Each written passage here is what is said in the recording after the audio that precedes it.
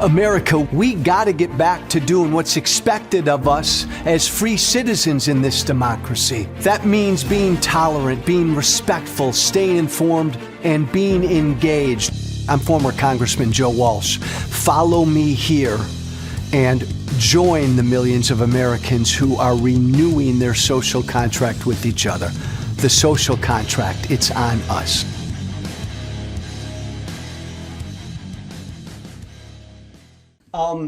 It's when we talk about banning a certain gun that I get lost. But back up for a moment, and maybe this is impossible to answer, my friend.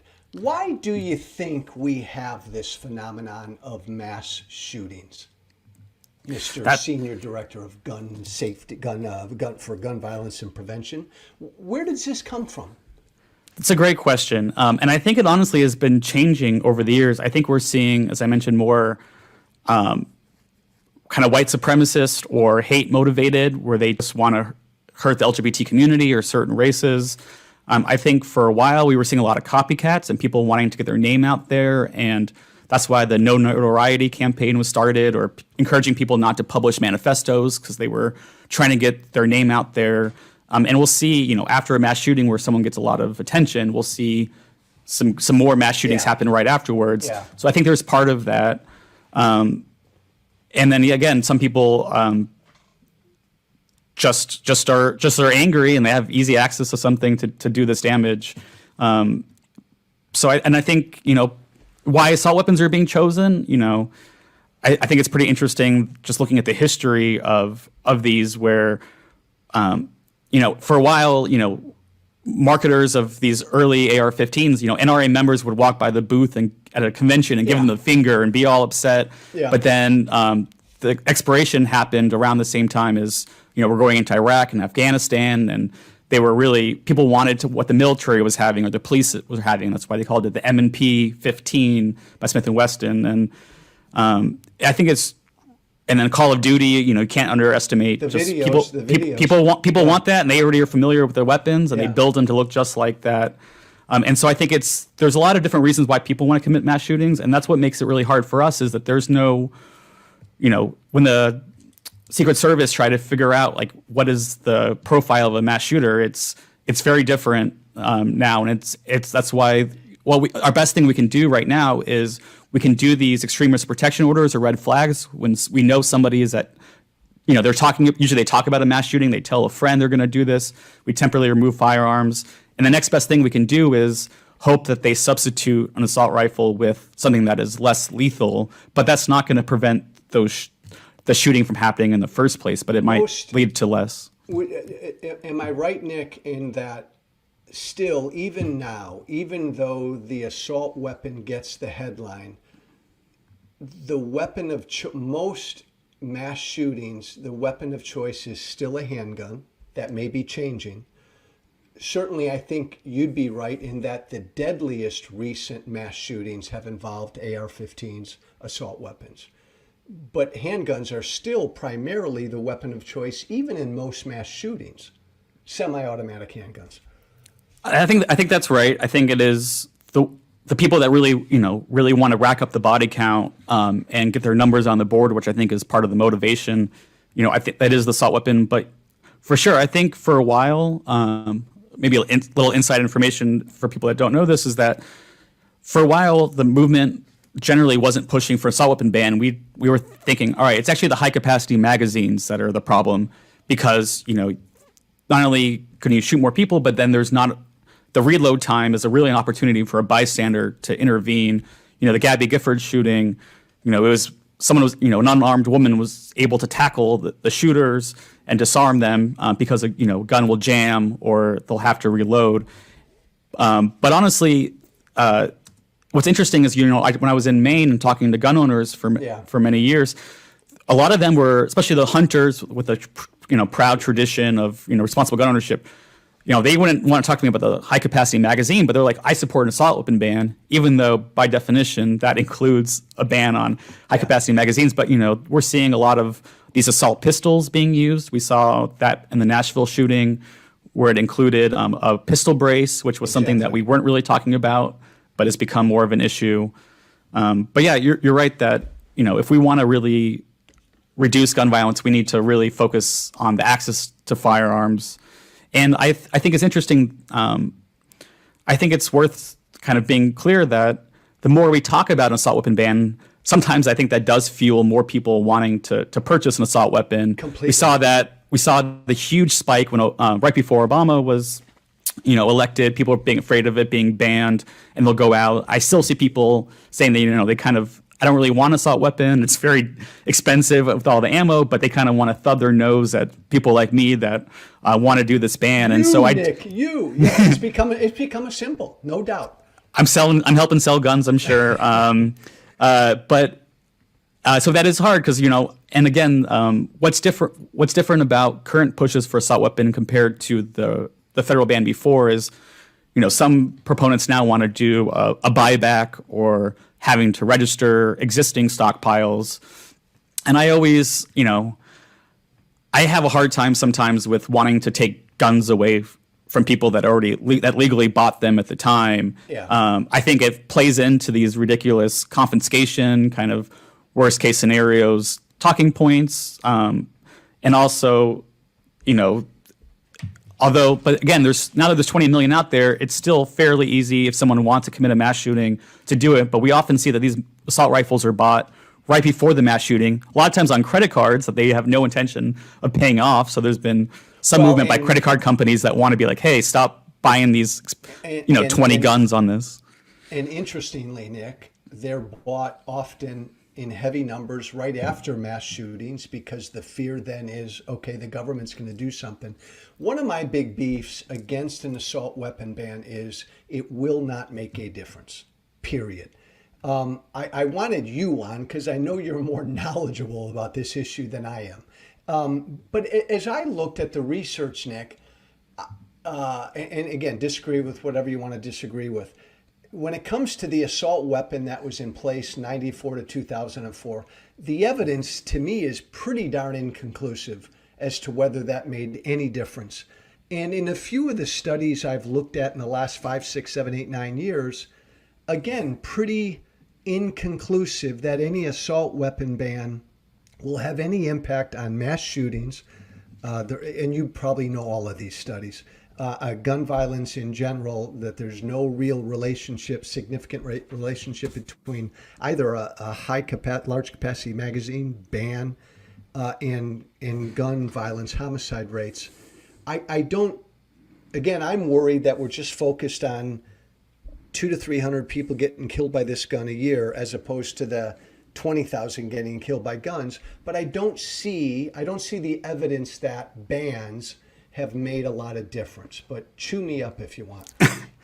So there was a lot of conflicting research after the assault weapon ban, federal one, expired, and I do think it wasn't as conclusive as people would think. But I think that's partly because there was nothing to do with the existing assault rifles, so theirs was still there, as well as it was not a very well written and it was kind of had a lot of loopholes, and the way they define assault weapon I don't think was very strong, and I think the new assault weapon ban tries to clarify that. My good younger friend, let me hit you upside the head right there. Isn't that, and this is my other beef, these things don't make sense. Isn't that intrinsic in this issue? We're going to ban these kinds of guns, and 10 states have done it, with all of these features. And I think that the proof is that then people in these states have creatively gone out of their way to format and put together guns. One of the beauties of the AR-15 and some of these assault weapons is they're so flexible in what you can create that you can just get around whatever is deemed assault weapon by the state of Illinois or Washington. Isn't that an endemic problem here? That was definitely a problem with the federal ban. They would try to define it by the certain grip or barrel, and then you can make cosmetic changes and get around that. And so that was the big kind of loopholes in those. I think it's more important to focus on what makes an assault weapon, more lethal than other weapons. I mean, a 9mm handgun has about 300 to 400 pounds of force, but then assault weapon, an AR-15 will have a 1,300 pounds of force, and the way the bullet works in the AR-15, it will tumble or yaw, and it'll instead of a handgun that will just have a pretty much a very similar exit wound to where it entered. Assault weapon, the bullet might just destroy organs. It will go through. Instead of going through a bone, it will just like shatter a bone. So we've talked a lot to surgeons that are seeing these every day and saying like there is a big difference and it is killing more people. But it's still going to be a challenge.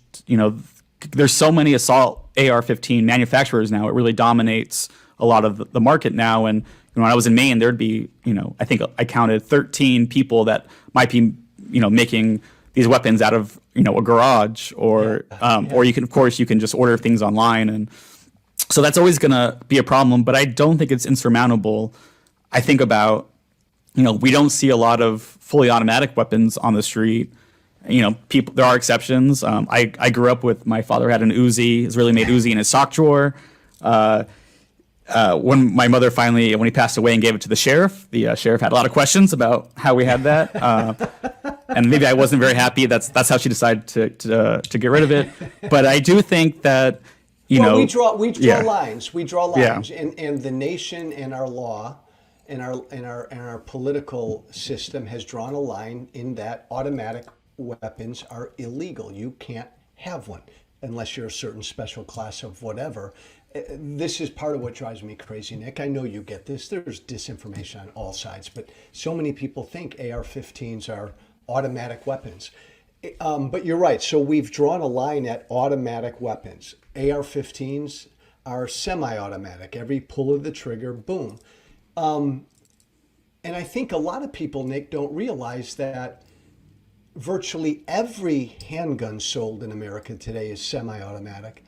And 95% of rifles sold in America today are semi-automatic.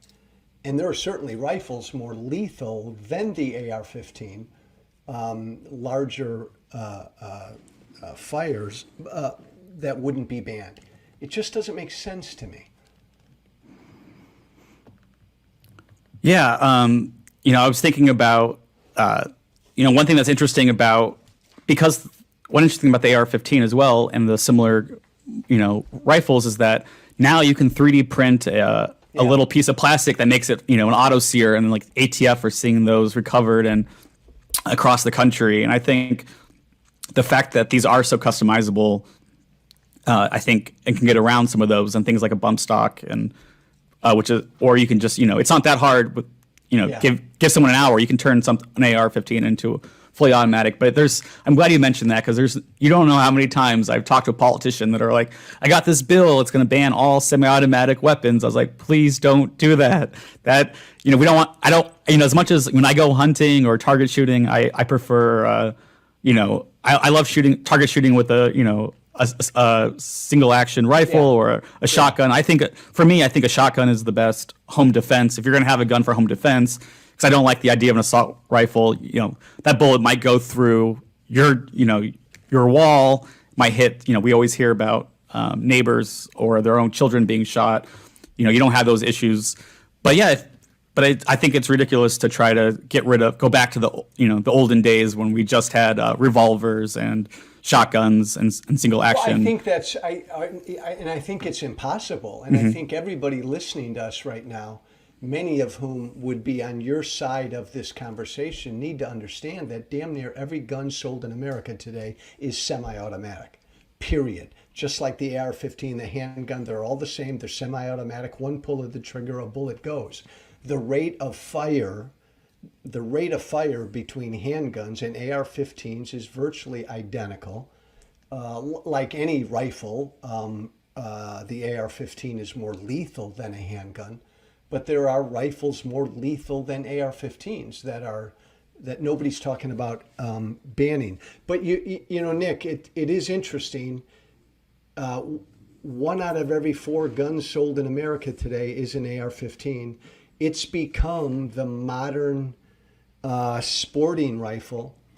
The Washington Post did a hell of a series a couple a few weeks ago, why or surveyed AR-15 owners, why do they own them? Talking to actual owners, I think that the predominant reason was self-defense, home, family, and all the rest. And as you said, there are 20 to 30 million out there right now. Practically, could you do it? Could you ban them? Or have we passed that point? I think that's a great question. I think we can, with the caveat that we don't know what the Supreme Court would say. Oh, you know, yes, you and I do. After the Heller decision, they said that, you know, banning assault weapons is fair game. They've said it, you know, even more recently than that. But again, with this kind of more activist Supreme Court, you know, I wouldn't be surprised if they strike down the existing state level bans. That you know, there is evidence that they are working, but you know, there weren't assault weapons back when the country was founded, so there's no analog. Right. And I do think, you know, going back to the self defense, if you ask any gun owner, I think not any gun owner, but if you ask a lot of gun owners now, you know, why they own a gun in general, it's the self-defense argument, which is obviously very different than probably when you grew up, where, you know, people were living in rural areas where they might, you know, either as part of hunting or as part of, you know, shooting that squirrel that's been bothering you, or, you know, there were other reasons. There were predators around.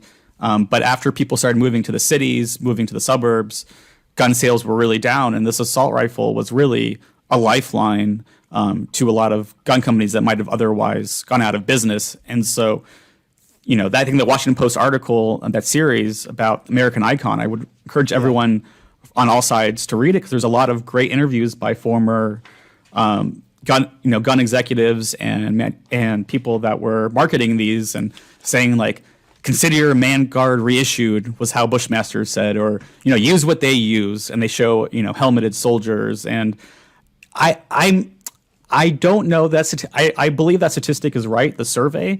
I'm just okay. That 1/4 of people that don't, but I wonder if that's, you know, people, you know, when I was in Maine, where we had no gun laws, when I knew I was making some progress on some common sense kind of politically moderate things, when people would show up, you know, with their gun on their hip anywhere I spoke, and with their black rifle, you know, Black Rifles Matter T-shirts, or, you know, Gun Save Lives T-shirts, and they really, it's interesting. I think both sides have done this, where a lot of the more, you know, kind of extremists, kind of, you know, being a gun owner is really an important part of their identity, and much more political about it. You know, they want to defend what's the most, you know, maligned, or they would say misunderstood gun. And I think some of the individuals that have been really pushing for this assault weapon ban for the past 10 years since Sandy Hook, they said that they chose something that was very difficult because they thought somebody needed to be working on this, because a lot of the more mainstream groups might have been looking for something that was more politically possible. So I think when people answer these polls, I don't know if they're being genuine, or if they've really been taught by and maybe they've been taught by the, you know, all this by their friends that maybe they believe assault rifles are the best home defense, which I would, you know, strongly disagree. I will say that they are super fun to shoot. You know, I'm an Eagle Scout. I used to run rifle ranges. You know, when I ran rifle ranges, it was during the assault weapon ban for a long time. But we would, you know, when the adults would get there a day early, we would, you know, they would bring out the fully automatic weapons or the semi-automatic, and they were a lot of fun to shoot. Didn't hurt my shoulder after after a lot of clay pigeons. So I mean, I think it shouldn't be like it used to be, where, you know, if you want to shoot these, you got to go to Vegas, you got to go somewhere where it's tightly controlled, you can't bring it home. But, you know, I think there's an experience to be able to kind of experience what it's like to shoot guns that the military use. But I don't think we should be able to kind of take them home, because they're not, you know, we would hear about it all the time if they were used for self-defense a lot. But instead we hear about how they're used for mass shootings. Well, but interesting point. And you're right. The Washington Post poll, when they surveyed AR-15 owners, 33% said self-defense, home, self, family. 15%, Nick, said fun, recreation, and sport. Another 15% said target shooting, range, competition. 12% said it's my right. 12% said hunting. And then down the line, It and I think people who don't know what an AR-15, and that's why I appreciate you, Nick. People who would like to ban them, who don't know what they are, need to at least understand that they are extremely popular. They're popular among law. It's probably the most popular gun to buy in America right now. And as you said, they're easy to learn how to shoot. They are incredibly accurate. You're right. You don't have a bruised shoulder when you're done at the range with them. My wife can handle. My wife can handle an AR-15 easier than she can a shotgun or a heavier rifle. And again, there's a reason why law enforcement uses them, but then I can't be two-faced, Nick. It's an easier gun to use for somebody who wants to go out there and try to accurately mow down a bunch of people as well. So that it does go both ways.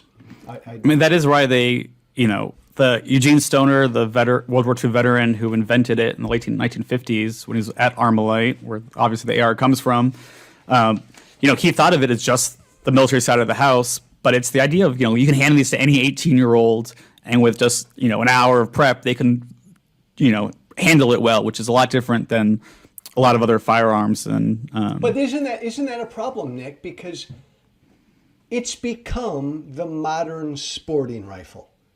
I mean, 20 to 30 million of them out there right now, and 99% of the people that use them are law-abiding Americans who use them properly. But it's become the modern sporting rifle. I don't know how you take that away. I think it would be really difficult to take away. It would be. I mean, we don't most outside of a couple, a few states like Hawaii and Chicago and Massachusetts that have strong gun laws and the lowest gun deaths.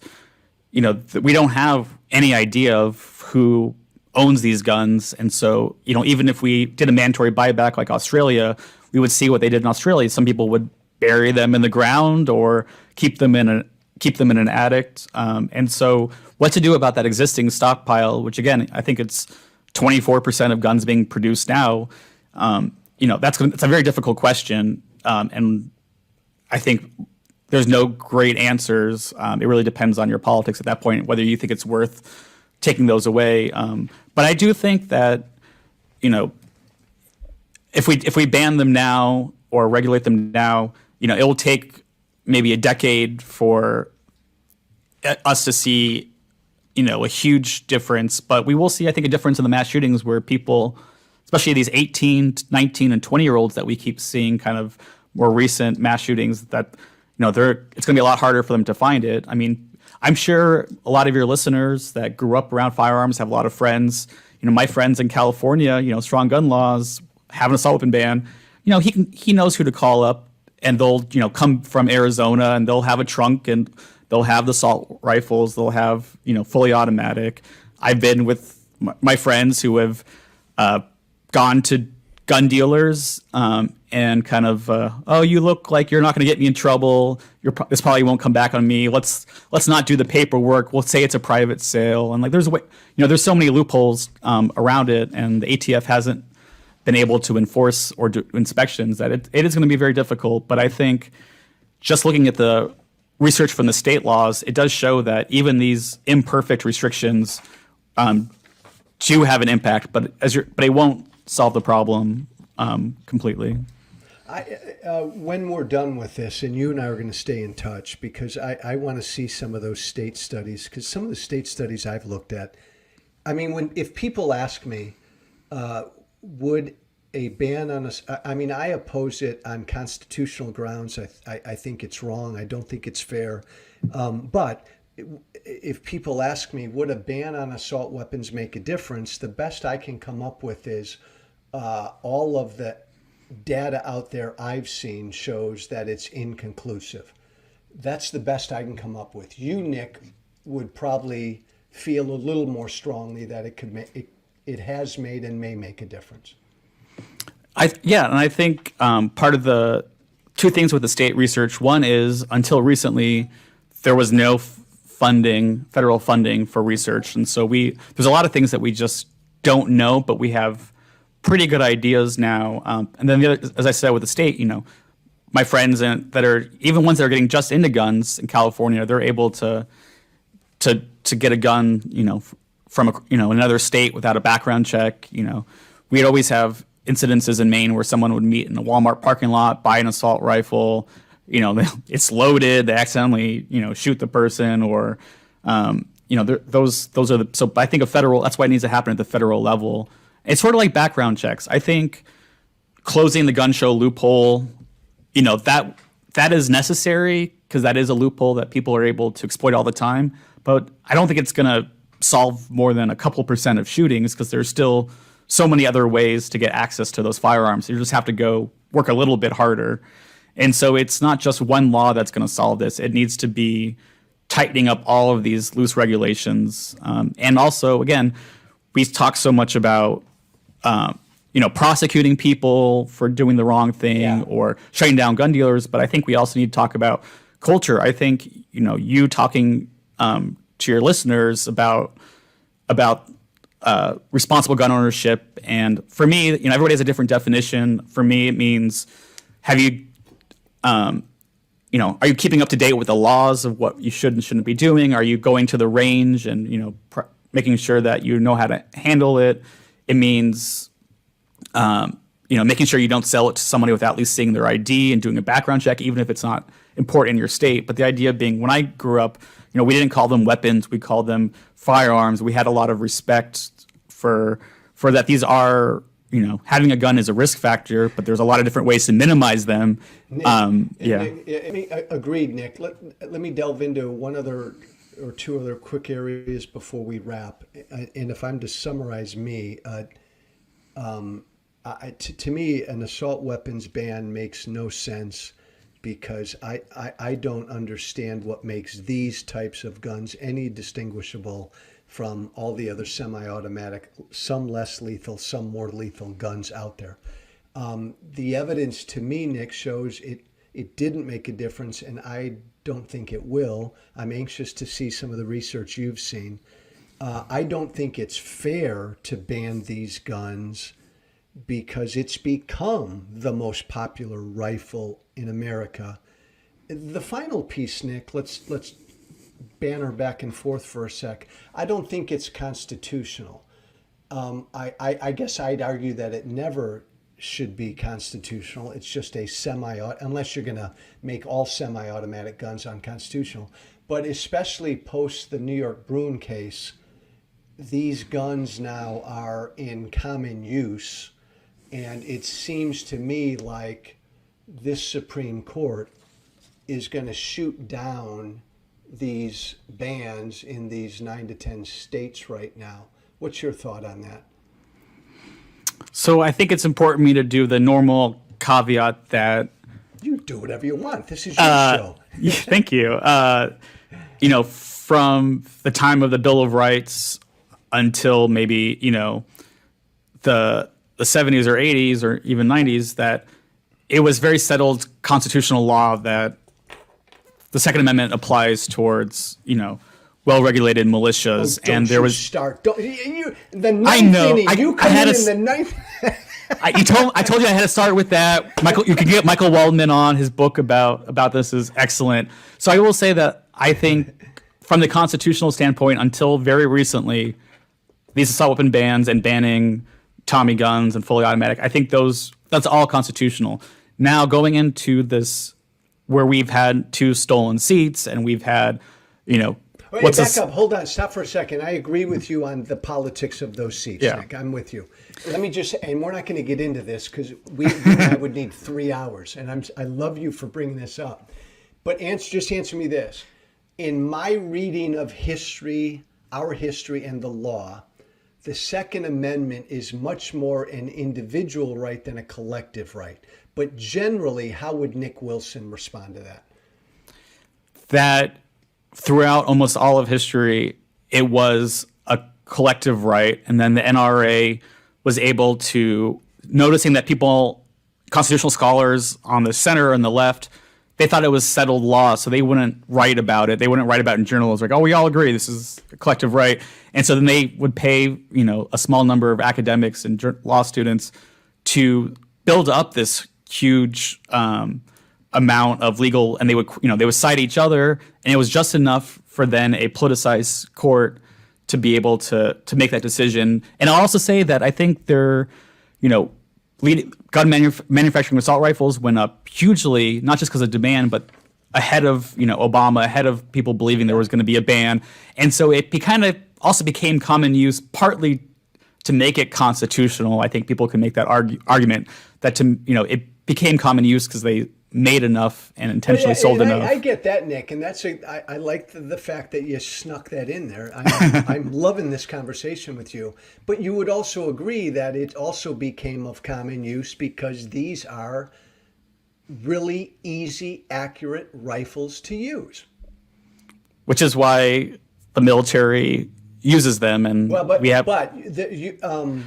would say a grenade is pretty easy to use as well. Pull a pin and throw it, but we've decided to regulate those as well. No, agreed. And no right is absolute, and we as a society draw a line. I'm with you there, Nick Wilson. You and I cannot walk around Washington D.C. and with grenades. But can I say one more thing that might be answering your question that you actually wanted me to answer? Is that I think for a long time, and I still think some of my, some people that are not doing this full time, that aren't, didn't grow up with firearms, haven't, many survivors probably have never shot a firearm. I think a lot of liberals just might be like, ooh, it's a black rifle and it looks militaristic and, it's not wood and it looks scary. And I think that's a terrible reason to regulate a firearm. But I think if people go and look at Washington Post or CNN, there's videos of just how these smaller bullets, how much more velocity it is, how much they move, that they are much more destructive than any other,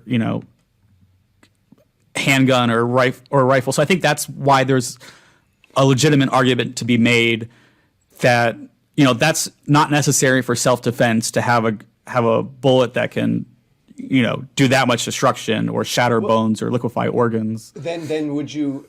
And I agreed. It's the AR-15 is more lethal than the typical handgun. The rate of fire is the same, I think, but it's more lethal.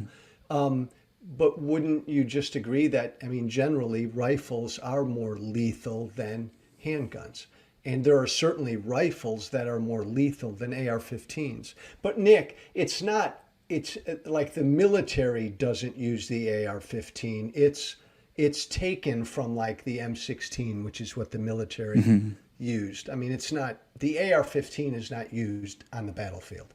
I want people to understand that because we get confused about that. But Nick, to the Constitution. Oh, by the way, do you drink? Yep. What's your alcohol of choice? I was a big whiskey guy, and then I fell in love with rum because I found out I could get some real 12-year-old, Barbados rum that for like $30. You can't, whiskey's gotten so expensive that rum you can get something that's rum you can get get really good cheap rum. I'm a tequila guy myself. You and I, with alcohol, will get into the conversation about the history of the Second Amendment because I find it to be just fascinating, and it is important, I think, for people to think about how we got here. But you would acknowledge with me, Nick, that common use, where we are now with the court, you wouldn't be surprised if these state assault weapon bans were overturned. That's exactly right. It's not something that people welcome me saying in meetings with these, mass shooting survivors that are pushing it. But if I'm being realistic and have to figure out where to spend most of my energy, I do think that with this current Supreme Court, I think assault weapons might be one of the first things that they strike down. And with the shadow docket, where it could happen without us even having much notice.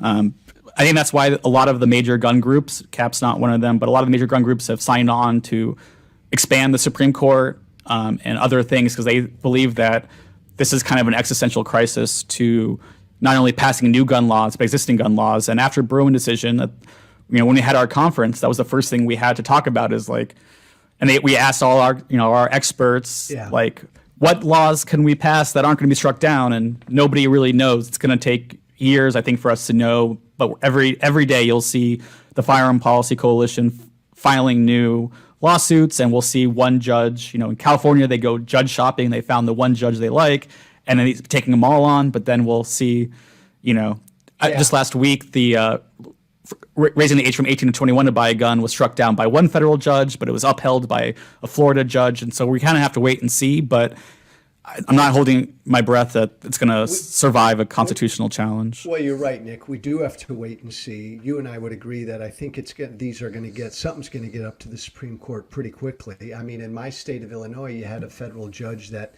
temporarily blocked Illinois' ban, and another federal judge that didn't block it. For people listening to us, they need to understand that the New York Bruin case kind of affirmed the constitutional right to keep and bear arms for self-defense, and then you combine that with the common use area. It would be difficult to ban a gun that is purchased, one out of every 4 guns that are purchased out there right now. It's the most popular gun in America.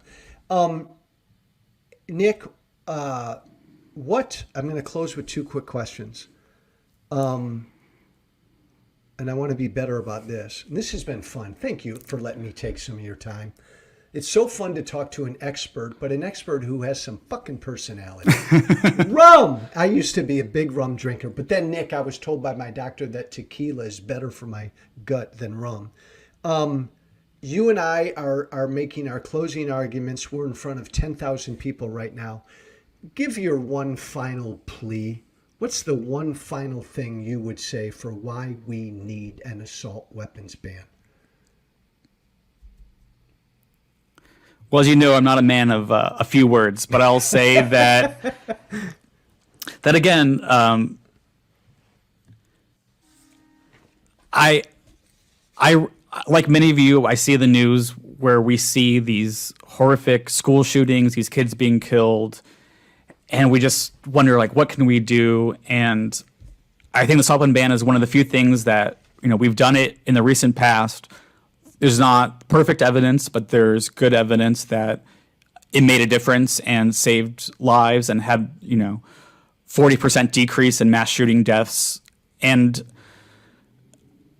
the lethality of it is, I always think back to kind of Uvalde where,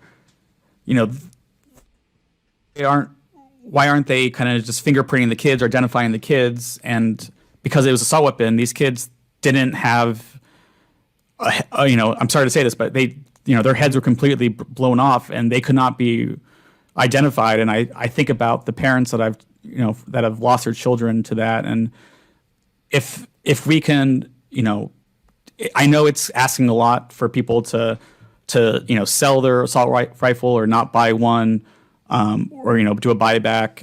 And I hate, when we're like, oh, we got to, destroy these guns. I think that's kind of a waste of someone who does respect the history, craftsmanship of firearms. But,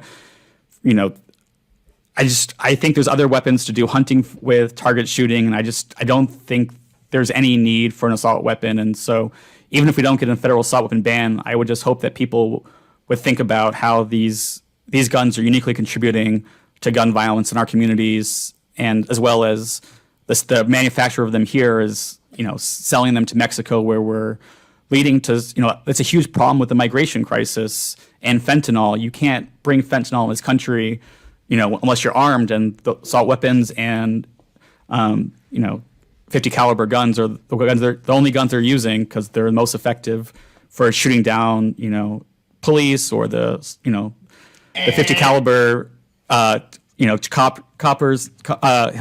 And so I just think that it's a small thing to do. Mr. Moderator, my colleague here went over his 30-second time. You were right. You couldn't limit it, but I get it, and I appreciate it, Nick. And I love the fact that you're so committed to this issue. I will take 20 or 30 seconds because to me, it's inane to me that, and I get why we want to do it because they're scary looking guns and they wig people out. I get all of that. But we're talking about banning guns that have that figure in less than 2% of gun crimes every year. It won't make a difference, and it takes away from things we could do and should do, Nick, which I think is focusing on doing a hell of a lot more upfront before any kind of gun is bought to make sure that somebody who shouldn't have a gun doesn't have a gun. Better background checks, more robust background checks, permitting systems, training. I love the notion, Nick, and I don't know what you think about this. Violent crime. Why just a violent felony? How about a violent misdemeanor precludes you from purchasing a gun? I think there's so much more we can do up front instead of talking about banning a gun. Nick Wilson has been my guest. Nick, you're wonderful. He's the Senior Director for Gun Violence and Prevention at the Center for American Progress. By the way, you can follow him on Twitter at Nick Wilson B. The Center for American Progress. It doesn't matter who you are politically, they're a wonderful organization that puts out a lot of good information, plenty of which I disagree with, but it's always good and interesting. Nick, thank you, my friend. Thank you. First, tequila's on me when we get together. Thank you for listening. Remember to listen, share, and follow The Social Contract with Joe Walsh on Apple Podcasts, Spotify, and everywhere great podcasts are found. And be sure to leave a 5-star review. This has been The Social Contract.